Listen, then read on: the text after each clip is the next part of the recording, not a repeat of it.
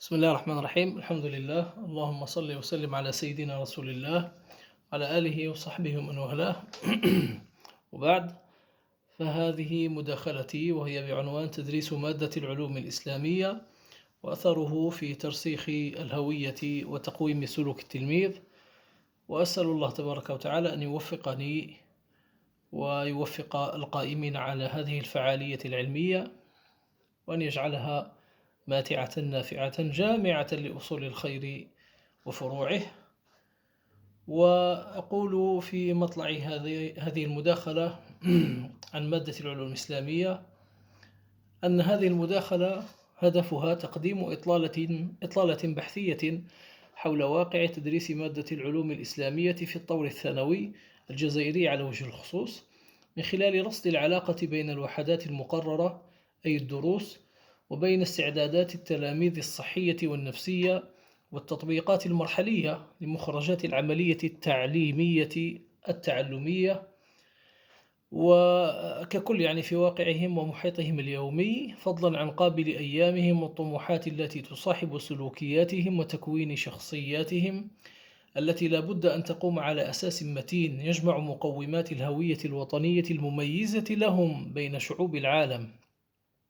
وهنا الإشكال الذي سنجيب عنه أو سنعمل في هذه الورقة البحثية على الإجابة عنه، وهو كيف يتم ذلك، وكيف ندفع تلاميذنا إلى تعلم دينهم والاعتزاز بالانتماء إليه والدفاع عنه مستقبلا في محيطهم المتسم بالفوضى في العقائد والأخلاق والمعاملات، مع ما يتهدد وطنهم من شر وكيد ومكر.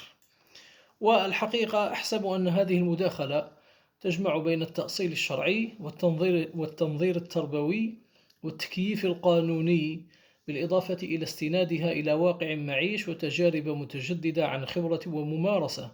صحيح أنها قد لا تجمع كل النقاط والتفصيلات التربوية والممارسة البيداغوجية، غير أنه لا مناص من تجلية واقع تدريس مادة العلوم الإسلامية في الطور الثانوي من خلال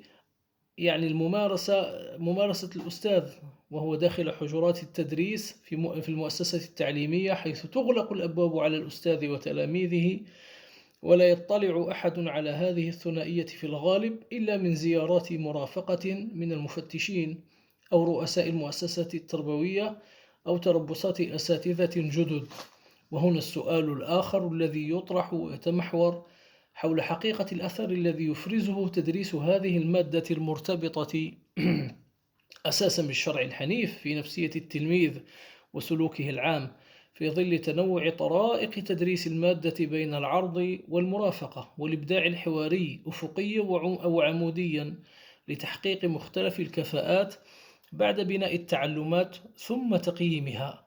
ولعل أهم ما ينبغي أن يحصله التلميذ من الكفاءات ومعرفته ثم ترسيخ هويته واستقامة سلوكه تدينا لا عادة، بخاصة والتلميذ يحتل مركز اهتمامات السياسة التربوية.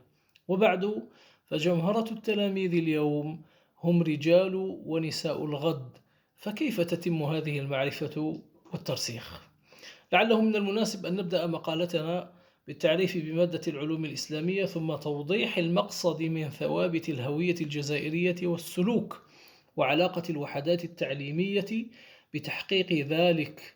فالعلوم الإسلامية هي إحدى المواد المقررة على تلاميذ الطور الثانوي بجميع تخصصاتهم: الآداب والفلسفة، العلوم التجريبية، التسيير والاقتصاد إلى آخره، وذلك بأسلوب علمي في متناول أصناف المتعلمين عموما. وقد خصص لها ساعتان في الأطوار الثلاثة باستثناء السنة الأولى جذع مشترك علوم وتكنولوجيا التي بقيت على حالها بساعة واحدة، والمعامل لهذه المادة هو 2. ويأتي هذا في خضم مسار طويل مر به النظام التعليمي في الجزائر، وقد فتحت شعبة العلوم الإسلامية في المرحلة الثالثة منه بين أعوام 1980-1990، قبل أن تعرف طريقها للحذف كشعبة وتحجيمها في مادة على حالها اليوم. المادة حاليا تعنى بتدريس قدر من العقيدة والفقه والأخلاق والسيرة والمعاملات، وبهذا التعريف نستشف أهمية مكونات المادة التي تتصل مباشرة بالإسلام، وإن كانت ليست الإسلام ككل، بل كمقرر يحوي الشذرات من الشرع الحنيف بما يناسب استعدادات المتعلمين. وغالبا ما تدخل التعديلات الوزارية زيادة ونقصا على البرامج، وذلك للسنوات الثلاث استنادا إلى مؤشرات الكفاءة والبعد المغاربي للأمة، دون إغفال التوجهات السياسية للدولة ومدارسها القائمة أساسا على تكوين مواطن مزود صل على النبي. ومعالم وطنية أكيدة، شديد التعلق بقيم الشعب الجزائري، قادر على فهم العالم من حوله والتكيف معه والتأثير فيه، وكذلك متفتح على الحضارة العالمية. إذا عدنا إلى مادة العلوم الإسلامية وتدريسها، فإننا نقول تتركز وظيفة هذه المادة في تكوين المتعلمين، خصوصا في هذه الأزمنة المضطربة بالفتن، وفي توضيح طبيعة العلاقة بين العلم والإيمان، وأنها ليست مفصولة، وأنه لا تناقض بين الحقائق الدينية والعلمية كما يشاعها هنا وهناك، وذلك مردود عليه على كل حال من قديم الزمان بالأدلة والحجج والبراهين. وما يزيد في أهمية هذه المادة كونها ترافق التلميذ داخل الثانوية وخارجها، وفي بيته وبين أهله وخلانه، وفي كل حياته بتفصيلاتها وجزئياتها وتعقيداتها، ذلك أن حياة الإنسان تدور بين عقيدة وغيبيات وأحكام وعبادات وأخلاق وممارسات، فالمادة بذلك عصب الحياة الذي لا ينفك عن الإنسان في جميع فترات يومه وشهره وحياته، صحة ومرضا، شبابا وشيبة، كما قال الله تعالى وهو يصف حياة الإنسان: هو الذي خلقكم من تراب ثم من نطفة ثم من علقة ثم يخرجكم طفلا ثم لتبلغوا أشدكم ثم لتكونوا شيوخا ومنكم من يتوفى من قبل ولتبلغوا أجلا مسمى ولعلكم تعقلون. وقال أيضا سبحانه: وما تكون في شأن وما تتلو منه من قرآن ولا تعملون من عمل إلا كنا عليكم شهودا إذ تفيضون فيه وما يعزب عن ربك من مثقال ذرة في الأرض ولا في السماء ولا أصغر من ذلك ولا أكبر إلا في كتاب مبين.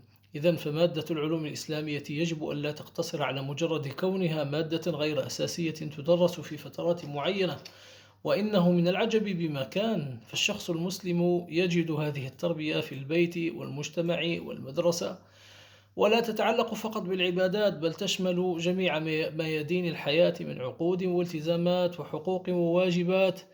إنها بحق الحارس الأمين للتحصين العقدي للتلميذ، لئلا يقع فريسة سهلة للإلحاد والكفر والزندقة والتطرف والتكفير.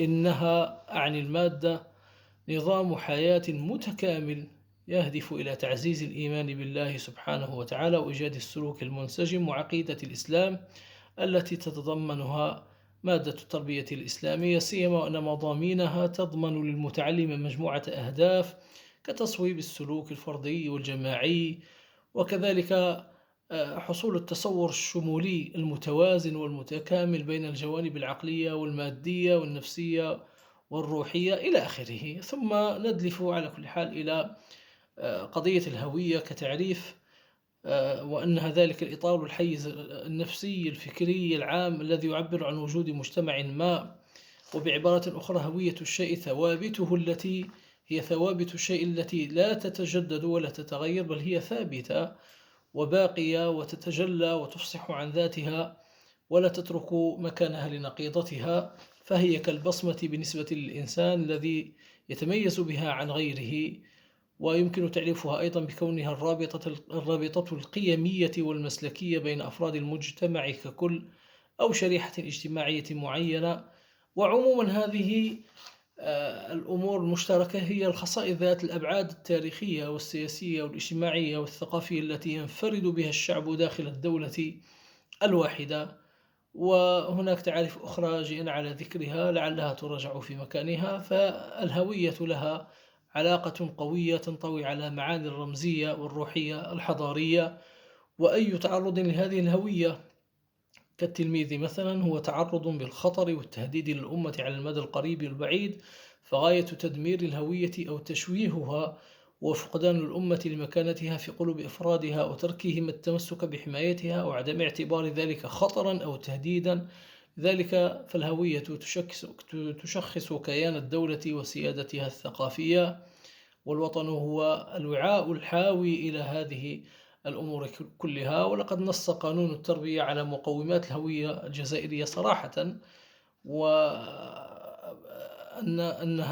تدور حول تجذير الشعور بالانتماء للشعب الجزائري في نفوس الأطفال، وتقوية الوعي وترسيخ صلي على النبي ثورة أول نوفمبر 1954، والدفاع عن رقعة الدولة السياسية وتكوين جيل متشبع بمبادئ الإسلام، وإرساء ركائز مجتمع متمسك بالسلم متفتحا على العالمية، يعني لا يذوب ولا يحول ولا يزول، يؤثر ولا يتأثر إلا بما ينفعه. هذا تقريبا ما يتعلق بالهوية والسلوك.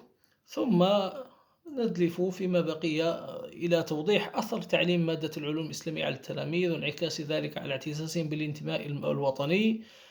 والحقيقة ضربت أمثلة عن مجموعة من الوحدات التي ندرسها للتلاميذ في السنة الثانية وفي السنة الأولى، وأضرب هنا أمثلة على غرار وحدة قيمة العلم والعلماء وحديث أبي الدرداء رضي الله عنه، وما تحويه هذه الوحدة من التعريف بالصحابي وشرح المفردات، وما يتعلق بالمعنى الإجمالي وأهمية العلم وأنه نور يهتدى به في الدارين. وثم ندلف إلى الإيضاح والتحليل، وهذه العناصر المفاهيمية طبعا هي من إقرار الوزارة: فضل طلب العلم النافع، فضل طلب العلم الشرعي وشرفه، منزلة العلماء في الإسلام وواجبنا نحوهم، وأنهم أفضل من العباد، وأنهم ورثة الأنبياء عليهم الصلاة والسلام، ومن واجبنا أن نحبهم ونعتني بأخذ العلم عنهم. ثم نأتي مثلا إلى هذا العنصر المهم جدا: نماذج من علماء الجزائر. وفي هذا العنصر تعرضنا مع التلاميذ إلى ذكر جملة من علماء هذه البلاد وأعلامهم في القديم والحديث. والبعض كان بسبب الفوضى التي يتعرض إليها خارج الدرس ينكر وجود علماء أو يتهكم هل يوجد هناك علماء، والجواب نعم، وأنهم علماء فضلاء امتلأت الكتب والسير بإخبارهم رضي الله عنهم ورحمهم الله خصوصا، وقد ظهروا في فترة عصيبة من تاريخ الجزائر احتاجت إلى رواد إصلاح في حديث الجزائر وتاريخها، على غير عبد الحميد بن باديس رحمه الله ورفقائه الفضلاء من علماء جمعية العلماء المسلمين كالبشير إبراهيم خليفته ورفيقه وحبيبه المبارك الميلي العربي تبسي. كذلك من الوحدات التي تعرضنا إليها وحدة الغزو الثقافي وخطره وأنه يدمر الانتماء، نسأل الله العفو والعافية. كذلك هناك وحدة الفطرة الإنسانية في القرآن الكريم، وكيف أن من ابتعد عن الفطرة السوية التي خلق الله تبارك وتعالى عليها الناس فإنه إلى الزيغ والضلال أقرب. وتحدثنا كذلك عن سعة فضل الله تعالى وعدله وقدرته، وأنه يقبل التائبين ويجزيهم على القرب منه سبحانه وتعالى. وكذلك تحدثنا عن درس مهم جدا أنا أمر عليه مرور الكرام، وهو درس من دلائل قدرة الله سبحانه وتعالى، وهي العلامات والأمارات التي تدل على قدرة ربنا سبحانه وتعالى، وكيف أنه الخلاق الوهاب الواحد الأحد، يضرب المثال ويبين قدرته وقوته ويدعو الناس إلى عبادته. وكذلك من الوحدات المهمة نزول القرآن الكريم، وهذه الدروس مقررة على تلاميذ السنة الأولى أدبي، التخصص أدبي، وأن المعرفة بالقرآن الكريم تورث محبته والقرب منه. ونقول في ختام هذه المداخلة التي نسأل الله تبارك وتعالى التوفيق فيها: إن مدى أهمية مادة العلوم الإسلامية عميق الأثر في حياة التلميذ بخاصة، وسواء في حياته الخاصة أو في حياته العامة بين أهله وخلانه ومستقبله. لا بد من العناية بها في يعني مختلف الأطوار، لا سيما في الثانوي، حماية ورعاية، ونسأل الله تبارك وتعالى أن يوفق القائمين عليها على هذه المادة، ونسأل الله تبارك وتعالى أن يجعلنا هداة المهتدين. والله أعلم، وصلى الله وسلم على سيدنا رسول الله وعلى آله وصحبه من والاه، والحمد لله رب العالمين.